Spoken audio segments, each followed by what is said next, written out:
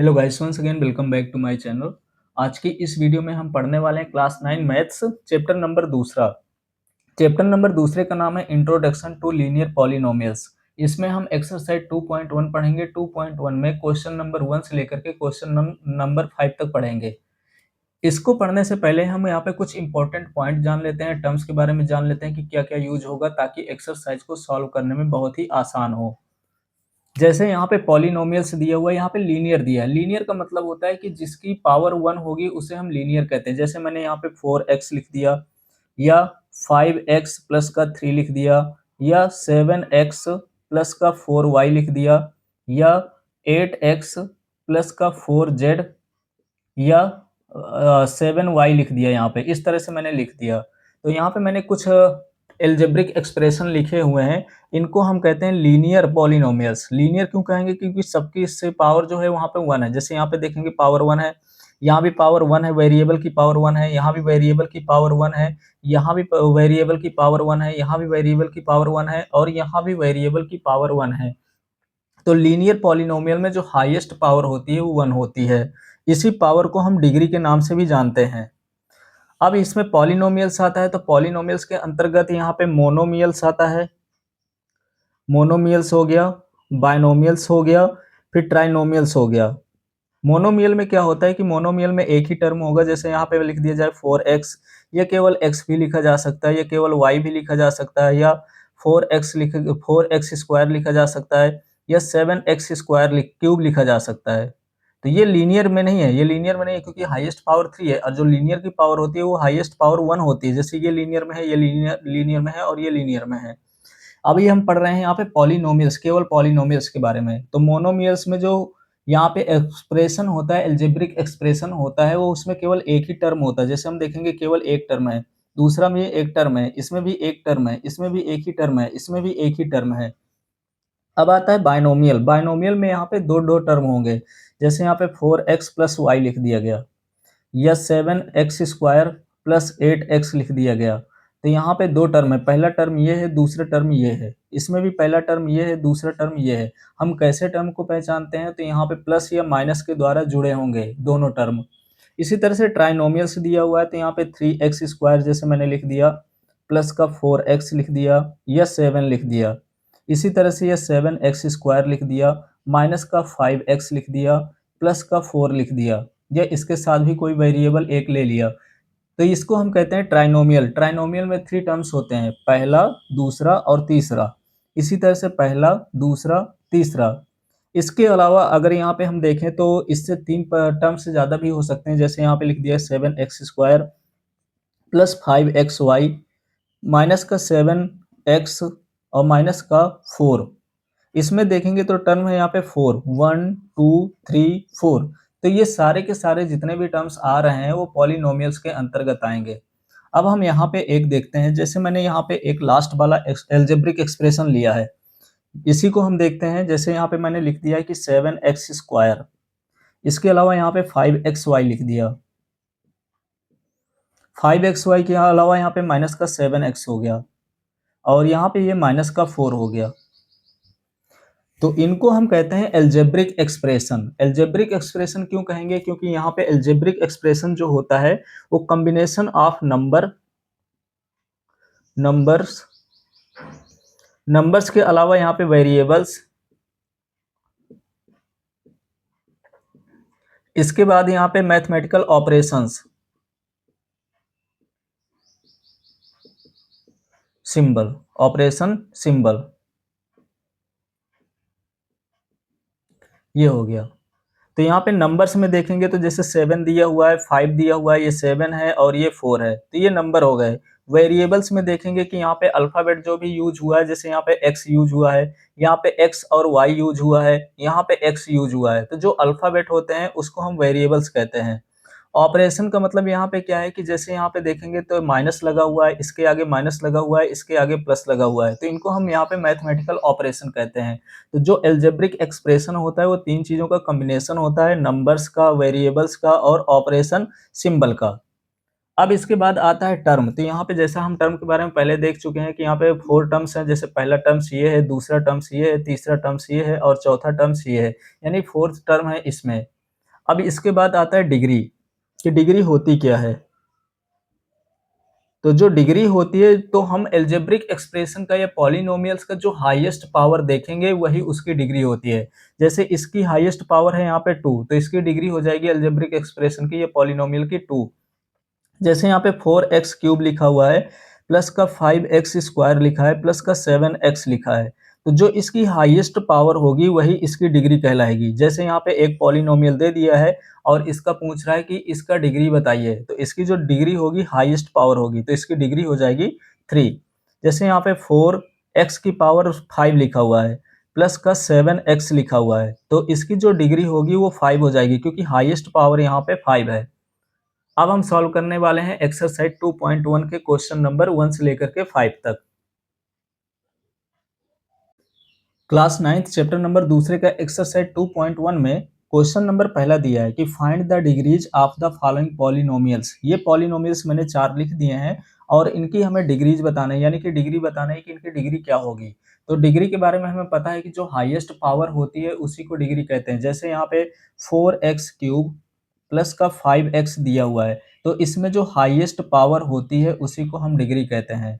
जैसे यहाँ पे 7x की पावर 9 प्लस 5x की पावर 8 या 7x लिखा हुआ है, तो इसकी जो हाईएस्ट पावर होगी वही उसकी डिग्री कहलाएगी। तो हमें यहाँ पे बताना है कि इनकी डिग्री क्या क्या है। जैसे पहले नंबर का हमें बताना है कि 2x स्क्वायर माइनस का 5x प्लस का 3 एक पॉलिनोमियल दिया हुआ है, इसकी डिग्री बताना है। तो इसकी जो हाईएस्ट पावर है वो 2 है, तो यहाँ पे इसका आंसर हो जाएगा 2। इसमें देखेंगे जो हाईएस्ट पावर है वो 3 लगा हुआ है, क्योंकि जो सबसे बड़ी पावर है वो 3 की है, तो यहाँ पे इसका आंसर हो जाएगा यहाँ पे 3, तो इसकी डिग्री हो जाएगी 3। इसी तरह से यहाँ पे देखेंगे कि कोई वेरिएबल नहीं है, केवल नंबर लिखा हुआ है, इसमें कोई वेरिएबल नहीं है, तो हमें वेरिएबल में देखना पड़ता है कि जो हाईएस्ट पावर लगा। जैसे यहाँ पे वेरिएबल x है और उसका हाईएस्ट पावर 2 है। यहाँ पे देखेंगे वेरिएबल यहाँ पे y है और इसका हाईएस्ट पावर 3 है। यहाँ पे केवल नंबर दिया है, वेरिएबल नहीं दिया हुआ है, तो इसका जो डिग्री हो जाएगा वो 0 हो जाएगा, यानी कि 0। इसकी डिग्री हो जाएगी 0। इसी तरह से इसमें हम देखेंगे तो यहाँ पे z लिखा हुआ है, z एक वेरिएबल है, जितने भी अल्फाबेट होते हैं वो वेरिएबल के अंतर्गत आते हैं। और इसकी जो हाईएस्ट पावर है, जैसे पावर कुछ नहीं लगी है तो पावर 1 मान लेते हैं, तो इसका आंसर हो जाएगा 1, यानी इसकी जो हाईएस्ट डिग्री है वो हो जाएगा 1। इस प्रकार से यहाँ से क्वेश्चन नंबर 1 कंप्लीट हो गया। अब हम सॉल्व करते हैं question number 2।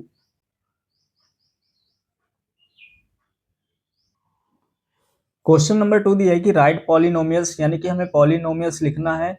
Right polynomials of a degree 1, 2 and 3, यानी कि ऐसे हमें पॉलिनोमियल्स लिखना है जिसकी डिग्री 1 हो, जिसकी डिग्री 2 हो, जिसकी डिग्री 3 हो। यानी हमें 3 पॉलिनोमियल्स लिखना है। एक की डिग्री यहाँ पे होना चाहिए 1, दूसरे की होना चाहिए 2 और तीसरे की यहाँ पे होना चाहिए 3। जैसे पहला नंबर है, तो हम यहाँ पे हाईएस्ट पावर 1 रख सकते हैं। जो डिग्री यहाँ पे 1 दिया हुआ है तो हाईएस्ट पावर 1 रख सकते हैं। जैसे यहाँ पे हम लिख देंगे 4x प्लस 7, या हम केवल 4x भी लिख सकते हैं, या हम यहाँ पे लिख सकते हैं 3x, या यहाँ पे लिख सकते हैं 2y, या यहाँ पे हम लिख सकते हैं 7x प्लस 2, क्योंकि हाईएस्ट पावर जो होना चाहिए 1 होना चाहिए। तो यहाँ पे हमने देखा है जो यहाँ पे वेरिएबल का पावर 1 है, हाईएस्ट 1 है, यहाँ भी 1 है और यहाँ भी 1 है, यहाँ भी 1 है और यहाँ भी 1 है। तो ये 1 डिग्री वाले पॉलिनोमियल्स हो गए। सेकंड नंबर में हमसे कह रहा है कि जो हाईएस्ट पावर होना चाहिए वो 2 होना चाहिए। जैसे हम यहाँ पे लिखेंगे 4x स्क्वायर या 3y स्क्वायर या 4x स्क्वायर प्लस का 3 या 3y स्क्वायर प्लस का 2, तो इसकी जो हाईएस्ट पावर होना चाहिए वो 2 होना चाहिए। थर्ड नंबर में इसी तरह से देखेंगे कि जो हाईएस्ट पावर है वो 3 होना चाहिए। हम केवल यहाँ पे 4x की पावर 3 भी लिख सकते हैं, या 7x की पावर 3 लिख सकते हैं, प्लस का 4 भी लिख सकते हैं, क्योंकि जो हाईएस्ट पावर होगी वो 3 से ज़्यादा नहीं होनी चाहिए। या 5x की पावर 3 प्लस का 4x स्क्वायर प्लस का 3 ऐसे भी लिख सकते हैं, क्योंकि इसमें हाईएस्ट पावर जो मैंने लिखा है वो 3 है, उसके बाद छोटी पावर हो सकती है। तो ये हो गया इसका आंसर। तो यहाँ से क्वेश्चन नंबर 2 कंप्लीट हो गया। अब हम सॉल्व करते हैं क्वेश्चन नंबर 3। क्वेश्चन नंबर 3 दिया है कि what are the coefficient of a x square and x cube in the polynomial x की power 4 3x cube plus 6x² minus का 2x+7। यहाँ से हमसे पूछ रहा है कि कोफिशिएंट बताना है x² का और x³ का। ये कोफिशिएंट क्या होता है तो इसको हम देख लेते हैं। जैसे यहाँ पे मैंने लिख दिया कि 4x की पावर 3 है, माइनस का 3x² है, प्लस का 5 है। हमसे पूछ लिया कि x³ का कोफिशिएंट बताइए कि x³ का कोफिशिएंट क्या होता है। तो हम यहाँ पे देखेंगे कि ये x³ है तो उसके साथ जो भी नंबर होगा वो उसका कोफिशिएंट हो जाएगा। तो यहाँ पे x³ का जो कोफिशिएंट होगा वो 4 हो जाएगा। इसी तरह से जैसे यहाँ पे एक हमसे पूछ लिया कि x² का कोफिशिएंट बताइए, तो x² के साथ जो नंबर होगा वही उसका कोफिशिएंट होगा, और नंबर के साथ साथ उसका साइन भी देखते हैं। जैसे इसके आगे कोई साइन नहीं लगा था तो प्लस का हमने लिया था, पर इसके आगे 3 के आगे माइनस लगा हुआ है तो इसका जो कोफिशिएंट हो जाएगा वो माइनस का 3 हो जाएगा। तो जिसका भी यहाँ पे कोफिशिएंट पूछता है तो उसके आगे का हम नंबर देखते हैं कि कौन सा नंबर है। जैसे यहाँ पे एक पॉलिनोमियल दिया हुआ है x की पावर 4 माइनस का 3x³ प्लस का 6x² माइनस का 2x प्लस का 7। ये हमें कोफिशिएंट हमें पूछ रहा है यहाँ पे x² और x³ का। एक इसका कोफिशिएंट पूछ रहा है और दूसरा x³ का। तो हमें यहाँ पे लिखना होगा कि x³ का जो कोफिशिएंट होगा वो हो जाएगा यहाँ पे माइनस का 3, क्योंकि यहाँ पे नंबर के साथ साथ हमें साइन भी लेना है। तो ये माइनस का 3 हो जाएगा। और x² का भी पूछ रहा है कि x² का कोफिशिएंट क्या होगा, तो x² के आगे जो नंबर है वो 6 है और उसके आगे साइन है प्लस का। तो प्लस का साइन हम लगाएं या ना लगाएं, हमें सिर्फ नंबर लिखना है। अगर हम प्लस का लगा भी देते हैं तो कोई फर्क नहीं पड़ता है, क्योंकि जो भी जिसके आगे साइन नहीं लगा होता वो प्लस का ही होता है। यहाँ पे x² का जो कोफिशिएंट हो जाएगा वो 6 हो जाएगा। ये हो गया इसका आंसर। तो यहाँ से क्वेश्चन नंबर 3 कंप्लीट हो गया। अब हम देखते हैं क्वेश्चन नंबर 4।